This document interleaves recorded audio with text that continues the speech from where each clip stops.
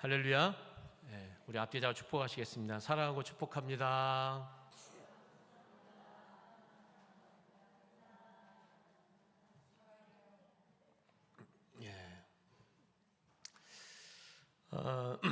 오늘부터는 우리가 구약 성경의 사사기 말씀 한번 해볼까요? 창세기, 그 다음에 뭐죠? 출애굽기, 그 다음에 레위기, 그 다음에 민수기, 신명기, 여호수아, 사사기. 몇 번째 책이에요? 7번째 책이에요. 사사기. 그 사사기의 말씀을 우리가 나누고자 합니다. 사사기의 말씀. 그래서 이번 주부터 시작해가지고 아마 성탈절 전에는 끝날 거예요. 중간중간 이제 우리가 절기도 지켜야 되고 여러 가지 상황들이 있으면 사사기 말씀을 이제 중간에 끊기도 하고 할 터인데, 여하튼 간에 언제 끝날지 모르겠지만 우리가 사사기의 말씀을 나누고자 합니다. 그래서 오늘은 이 사사기의 첫 번째 시간이니까 학교에 가시면 첫 번째 시간 늘 오리엔테이션, 어떤 개론적인 과목에 대한 소개, 이런 것들을 하죠. 그래서 오늘 사사기의 어떤 개론적인 부분을 먼저 말씀드리고자 합니다.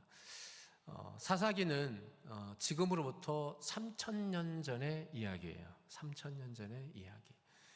그리고 사사기 하니까 말 그대로 사사들의 기록이에요. 사사들의 이야기입니다. 그러면 사사가 뭐냐? 사사는 영어로 하면 저지예요. 저지. 저지가 뭔지 아십니까? 저질 말고 저지. 저지는 이제 판사, 재판하는 사람. 그래서 여러분 운동 경기에 심판을 뭐라 그러면 저지라고 그래요. 영어로 저지.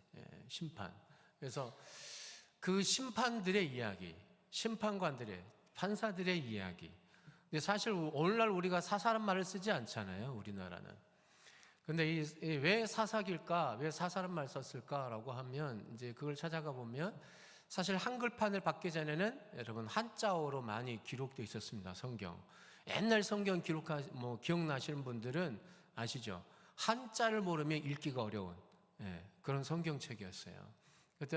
그래서 이 중국 시대에는요, 중국 시대의 그 먼 옛날, 중국도 지금은 그런 말 안 쓰는데 중국에서는 그 옛날에는 재판장들을 사사라고 얘기했어요, 사사.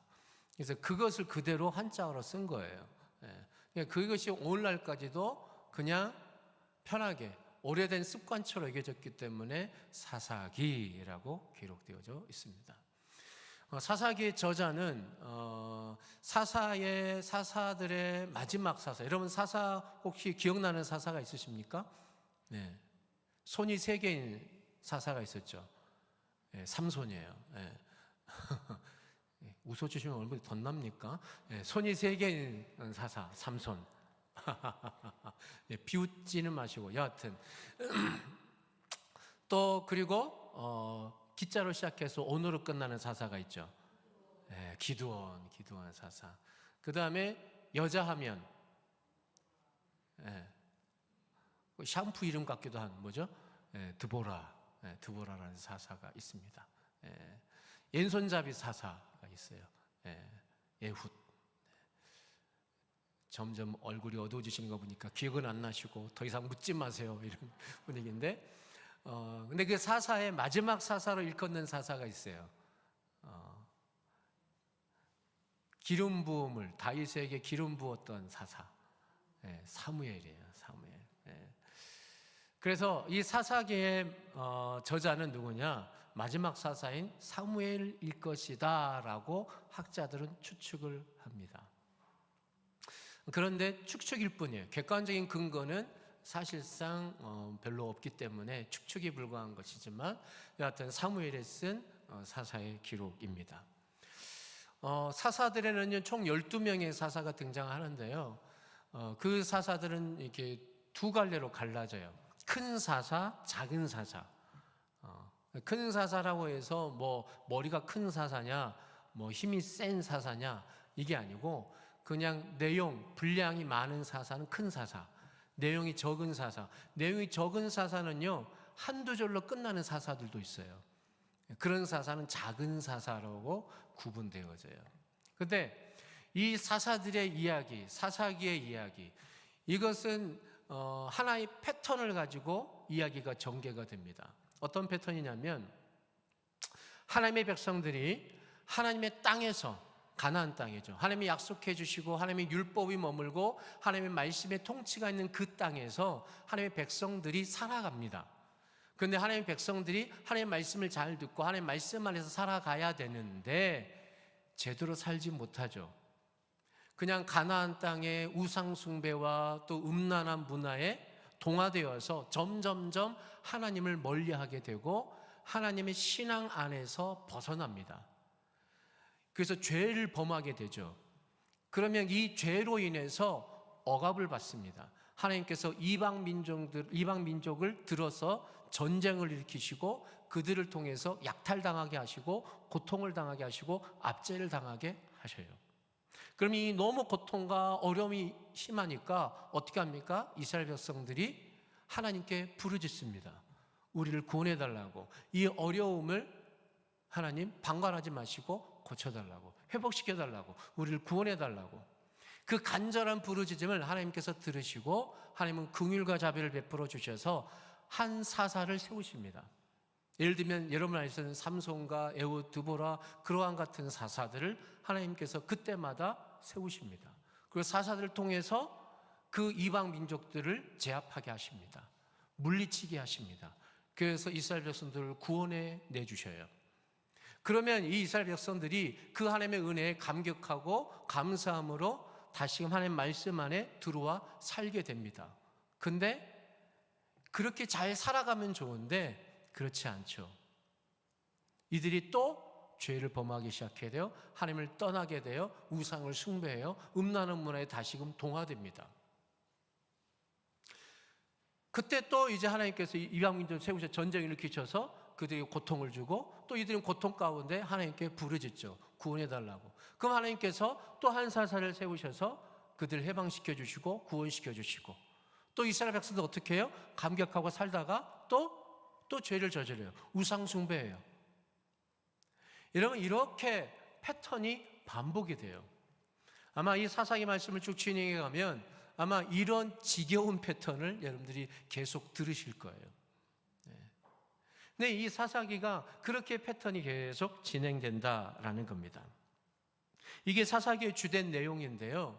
오늘은 이 사사기 이 사사기 전체를 꿰뚫는 메시지, 이 전체를 담고 있는 하나의 주제를 가지고 오늘 말씀을 나누기를 원합니다. 그런데 짧은 시간이니까 저는 이 사사기의 전체적인 메시지를 오늘 이 시간과 또 오후의 시간으로 오전과 오후로 나누어서 살펴보려고 합니다. 먼저 오늘 읽은 사사기 말씀은 이렇게 그 문을 열죠. 여러분, 여호수아가 어떻게 한 후에? 죽은 후에. 따라합시다. 여호수아가 죽은 후에. 네, 그렇게 시작을 합니다. 그렇게 문을 엽니다. 그리고 오늘 우리가 유나가 읽은 마지막 문을 닫는 말씀 어떻게 시작을 하죠? 그때는 이스라엘에 뭐가 없었다고요? 왕이 없었으므로.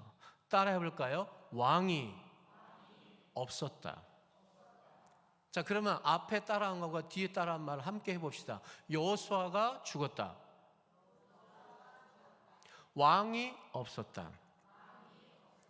여러분, 사사기의 이 내용은, 사사기의 이 시간적인 배경은 3000년 전의 이 배경은 어디에 있느냐? 바로 여기에요. 여호수아가 죽은 후에 그리고 왕이 없었던 시절 그 사이라는 겁니다. 이해가 되십니까? 네. 여러분, 여호수아가 죽고 난 시대, 그러나 아직은 이스라엘 땅에 왕이 없었던 시대. 여러분, 이스라엘의 첫 번째 왕은 누구예요? 사울 왕이에요. 그 사울 왕이 세워지기 이전에 바로 그 중간 시대의 이 이야기가 사사기의 배경입니다. 왜 이야기를 하냐면 여러분, 출애굽 시대 하면 떠오르는 지도자가 있죠? 모세. 가나안 정복 시대 하면 떠오르는 지도자가 있죠? 여호수아. 그리고 이스라엘의 왕, 첫 번째 왕 누구예요? 사울 왕. 두 번째 왕 누구예요? 다윗 왕. 세 번째 왕 누구예요? 솔로몬 왕. 늘 말씀드리지만 저 혼자 묻고 저 혼자 답을 하고 있어요. 근데 여러분, 이 얘기는 뭐냐면 모세와 여호수아는 하나님을 직접 대면했던 사람입니다. 그리고 하나님부터 직접 말씀을 들었던 사람이에요. 하나님께서 모세와 여호수아를 세우시고 너희들이 이 이스라엘 백성을 이끄는 지도자다라고 세우시고 그들에게 말씀을 전하시고 이때는 이렇게 해라 저럴 땐 저렇게 해라 라고 말씀하시고 모세와 여호수아를 통해서 하나님의 말씀을 이루어 가셨어요. 그리고 그 안에서 이스라엘 백성들을 훈련시켜 나가셨다라는 거죠. 이해가 되십니까? 그 다음에 왕이 세워졌다는 건 뭐냐면 왕에게 기름 부어 주셨어요. 그리고 이제는 하나님께서 왕을 통해서 모세와 여호수아를 통해서 이스라엘 백성들을 인도하셨던 것처럼 통치하셨던 것처럼 이제는 왕들을 통해서 이스라엘 백성들을 다스리고 통치하셨다라는 거죠. 사울 왕을 통해서 다윗 왕을 통해서 솔로몬 왕을 통해서 이스라엘 백성들을 다스리고 통치하고 인도하셨다라는 말입니다. 이 말은 뭐냐? 무슨 말을 하고자 싶으냐면 이런 거죠. 여러분, 하나님의 뜻, 하나님의 인도하심, 하나님의 통치, 이것이 눈에 보여지십니까? 여러분 눈에 보여집니까? 보여지지 않죠. 근데 보여지는 방법이 있어요. 그게 뭐예요? 모세와 여호수아, 다윗 왕, 솔로몬 왕 같은 그런 하나님이 세우신 지도자를 통해서 하나님의 인도하심과 하나님의 뜻이 눈에 보여진다는 거죠. 그 사람들 통해서 그렇게 이루어졌었다라는 거죠. 그런데 이 사사시대는 이게 없어요. 눈에 보이는 모세와 여호수아도 죽었고 왕은 세워지기 이전의 상황이라는 거예요. 그러니까 이 상황에서 자신들에게 문제나 어려움이 생기면 그전에는 눈에 보이는 모세와 여호수아에게 찾아가면 됐어요.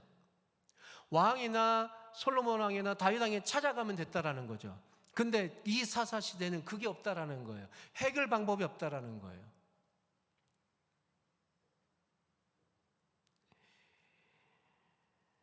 그래서 여러분, 이 사사시대를 평가하는 질문 중에 중요한 평가의 질문이 있습니다. 그것은 뭐냐? 누가 최종적인 판단, 누가 최종적인 결정, 누가 최종적인 권위를 가지고 하는 것인가?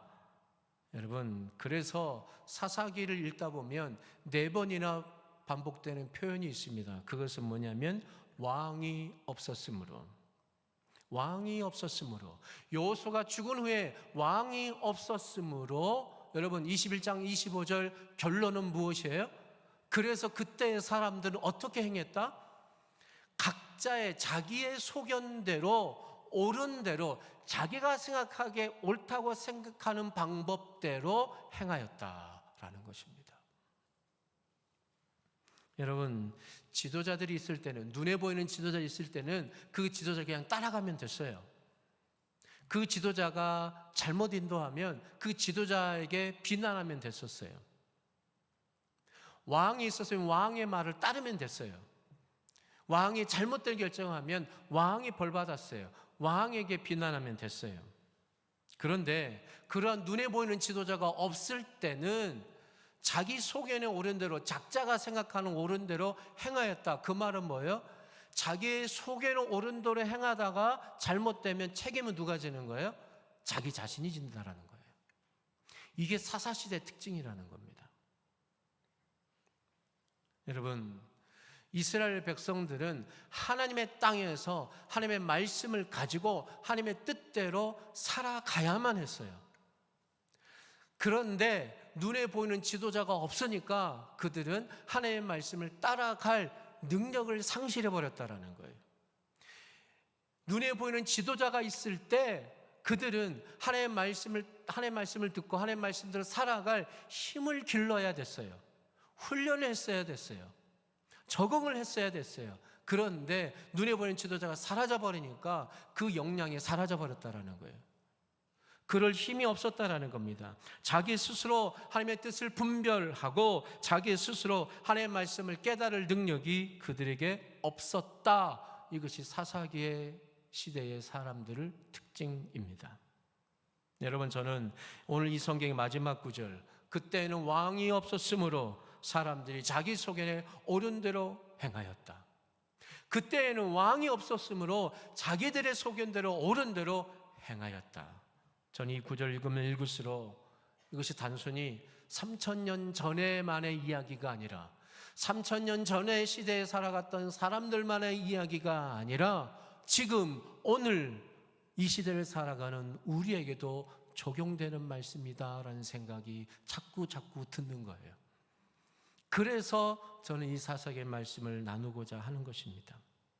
여러분, 사사기는 하나님의 백성으로 일컬어지는 사람들이 이미 주어진 하나님의 율법이 있음에도 불구하고 그 율법을 따라 생각하고 말씀 따라 판단하는 일에 얼마나 무지했는지를 우리에게 고발합니다. 그리고 하나님의 뜻을 안다고 할지라도, 말씀의 능력을 안다고 할지라도 그 말씀대로 살아낼 힘이 자신들에게 없었다라는 것을 이 사사기는 우리에게 고발합니다. 여러분, 하나님의 다스림을 따라 살아야 할 하나님의 백성들의 마음속에 왕으로 대접받으셔야 할 하나님의 말씀이 무시되고 거부되고 하나님의 뜻을 알고 살았다라고 기록되는 것이 아니라 자기 속에는 옳은 대로라는 말은 사람마다 뿔뿔이 자기 생각대로 어떤 일관성도 어떠한 통일성도 어떤 방향성도 없이 그때 하고 싶은 대로 살았던 지극히 말초적인 삶을 살았다라는 것, 그것이 그들의 신앙의 실패였고 그들의 어려움이었다라는 것을 우리에게 보여준다라는 것입니다. 여러분, 당장 우리 교회 이야기는 아니지만 한 20-30년 전, 한 30년 전만 해도 여러분, 우리 교회를 다니는 사람들의 마음속에는요, 무슨 일을 하든지 자기 삶을 살아갈 때 마음속에 지도자가 있었습니다. 교회 학교의 선생님은 학교의 선생님들보다 훨씬 더 존경받는 믿음의 어른들이었습니다. 그런데 오늘날 교회 학교 속에 있는 교회 아이들도 그러하고요, 그런 아이들을 교회 학교에 보내는 부모들의 마음도요, 어떻습니까? 교회 학교 선생님들을 스승이라고, 지도자라고, 그의 가르침을 따르라고, 그의 지도를 따르라고 우리는 잘 가르치지 않습니다. 아니, 우리 스스로도 여러분, 옛날의 기억을 떠올리시면 무엇을 하든지 무엇을 시작하기 전에 목사님의 기도를 받고, 지금도 여러분, 제가 아는 저쪽에 농촌에서 목회하는 친구들과 가끔 대화하다 보면 저 전화 통화하다가 장모사 잠깐 끊어야 돼, 잠깐 급하게 기도해야 할 게 있어, 알아서 기도 딱 끊어요. 하고 나면 다시 전화가 와요. 그러면서 무슨 일이 있어서 물어보면 지금 송아지가 태어난대. 뭐예요? 목사님께 기도해달라고 한 거예요. 그래서 목사님이 급히 가가지고 이 소에다가 손을 대고 기도하는 거예요. 그래도 순풍순풍 막 이렇게 2마리 나왔대요. 근데 여러분, 옛날에는요, 무슨 일을 할 때마다 목사님 찾아가서 목사님께 기도해달라고, 기도를 받고 목사님 말씀을 들으면서, 특별히 예배 가운데 설교 말씀을 통해서 여러분, 내 삶의 방향성과 중요한 결정을 앞에 두고 마음의 근심의 문제를 내려놓고 예배 가운데 말씀을 듣는 가운데 해결받기를 소원하는 마음으로 그렇게 나와 왔습니다. 그런데 오늘날 많은 사람들은 예배를 드려야 하기 때문에 예배를 드리는 것이고, 예배 가운데 여러 순서 가운데 설교가 가장 중요한 것 같아서 설교를 듣는 것이고, 설교를 듣기는 하지만 정말 삶의 중요한 결정을 만날 때, 정말 중요한 판단을 할 때 목사님의 지도를 따라, 목사님을 통해 주신 하나님의 말씀을 기억하며 그 말씀을 따라 내리겠다, 이런 생각을 가지고 살아가는 시대는 아닌 것 같습니다. 목사는 있어요. 그런데 우리 마음속에 영적 지도자는 없어진 시대를 살아가고 있다라는 것입니다. 대통령은 있지만 사실 이 나라의 백성들 가운데 누가 그를 우리의 지도자라고 생각을 하고 그가 마음껏 정책을 펼쳐가며 지혜롭게 이 나라를 바르게 인도해 나갈 수 있도록 격려하며 기도로 돕는 자가 많지 않은 것처럼 오늘날 영적 삶을 살아가는 우리 그리스도인들조차도 우리의 마음속에는 오늘 말씀처럼 요한은 죽어버렸고 왕은 없는, 그래서 결국은 내 마음속에 자기 소견에 옳은 대로 교회 생활하고 자기 소견에 옳은 대로 신앙 생활하고 가정 생활하고 일터 생활하는 그 자기 인생을 꾸려나가는 그 시대를 저는 이 사사기를 통해서 오늘의 우리의 모습을 발견하게 된다라는 것입니다. 옛날에는 목사님들의 뭐 말씀 한마디 하면 대부분 비중 있게 들었습니다. 한 번 더 깊이 생각해보고 결정을 내리겠습니다 라고 합니다. 그런데 요즘은 우리 교회 얘기 안 합니다. 제가 전에 했던 교회에서 그런 얘기를 많이 들었어요. 제가 뭐 이렇게 기도하고 던지신 말씀을 드리면 그래요 목사님, 그렇죠. 근데 목사님 그거 목사님 모르고 하시는 말씀이에요. 목사님이 사회생활 안 해봐서 모르는 거예요. 목사님이 겪어보지 못해서 하는 말이에요 라고 하면서 조금은 상처 주는 그런 말들을 하는 것을 제가 경험을 해봤습니다. 얼마나 무시당한지 몰라요. 자, 그런 무시를 생각해서 기분 나빠서 제가 이 설교하는 거 아닙니다. 헷갈리지 마십시오. 여러분, 저나 여러분의 삶 속에서요, 모세도 죽었고 여호수아도 죽었고 왕은 아직 세워지지 않았어요. 사실 우리가 지금 이런 시대에 살고 있지 않습니까? 죄송합니다. 여러분에게 이렇게 질문을 던지고 싶어요. 여러분, 오늘 예배 가운데 기대가 있으십니까? 하나님 말씀에 대해서 기대가 있으십니까? 이 한 주간을 새롭게 살아가는데 하나님, 내가 무엇을 붙들고 살아야 될까요? 저에게 이런 문제가 있는데 하나님 해결책을 주세요. 하나님 말씀을 통해 제가 응답받기를 원해요.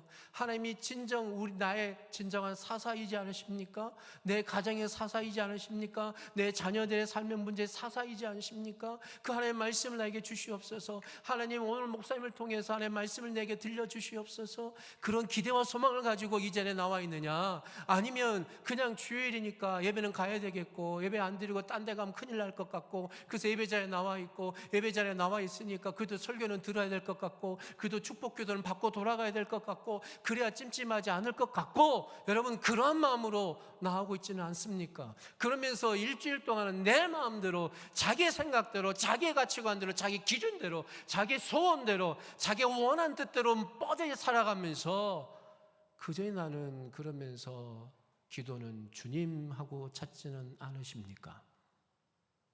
오늘 말씀의 제목, 당신 인생의 주인은 누구이십니까? 여호수아는 죽었고 왕은 없어진 그 상태, 여러분 이 상태가 어떤 상태인지 아십니까? 무정부 상태입니다. 여러분 남미나 여러 도시들 보면 지금도 들끓고 있죠. 여러분 무정부 상태에 있는 국가의 상황을 뉴스를 통해서 보지 않으십니까? 온통 난립니다.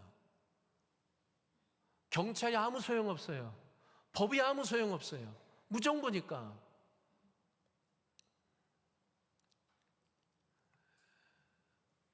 어떤 할아버지가 자기 손자에게 이런 얘기합니다. 하얀 늑대가 검은 늑대가 있어. 하얀 늑대와 검은 늑대가 우리 마음속에서 늘 싸워. 예를 들면 하얀 늑대는 착한 늑대고 검은 늑대는 나쁜 늑대라고 칩시다. 손자가 묻습니다. 할아버지, 그러면 어떤 늑대가 이겨? 하얀 늑대가 이겨? 검은 늑대가 이겨? 착한 늑대가 이겨? 나쁜 늑대가 이겨? 그때 할아버지 얘기합니다. 너가 먹이를 주는 놈이 이겨. 여러분, 여호수아는 죽었습니다. 왕이 없습니다. 내 속에는 옳은 대로, 내가 옳다고 생각하는 방법대로, 내가 맞다고 생각하는 대로, 가치관대로, 기준대로 말하고 행동하면 그 책임은 누가 져야 될까요? 하나님이 져야 될까요? 아니면 내가 져야 됩니다. 여러분 인생의 주인은 누구십니까? 여러분, 이 시대는 여호수아는 적었고 눈에 보이는 통치자들은 없어요. 여러분, 하나님의 말씀을 지켜야 됩니다. 하나님의 말씀을 붙들어야 됩니다. 부족한 저도 저를 통해서 하나님의 말씀이 대원되어질 때 여러분, 목사를 신뢰하란 말 아닙니다. 목사를 믿으라는 얘기합니다. 그런 얘기 하잖아요. 요즘 목사, 죄송합니다, 이런 표현에서 믿을 놈 없다라고 얘기합니다. 그렇다고 칩시다. 그렇다면 여러분들이 정말 영적인 리더십을 가질 만한 그 누군가가 있습니까? 아니면 그 무언가가 있습니까? 그것이 하나님이셔야 됩니다. 하나님의 말씀이셔야 됩니다. 성령님이셔야 됩니다. 저는 그 말씀을 드리고자 하는 거예요. 그래서 저도 이 자리에 섰을 때 하나님, 제 언어가 아니라 하나님이 말씀하여 주옵소서, 하나님의 언어가 되게 하여 주옵소서, 하나님 사사가 되시는, 영원한 진정한 사사가 되어주시는 하나님이 말씀하여 주옵소서, 저는 기도함으로 이 자리에 섭니다. 여러분, 당신 인생의, 여러분 인생의 주인은 누구십니까?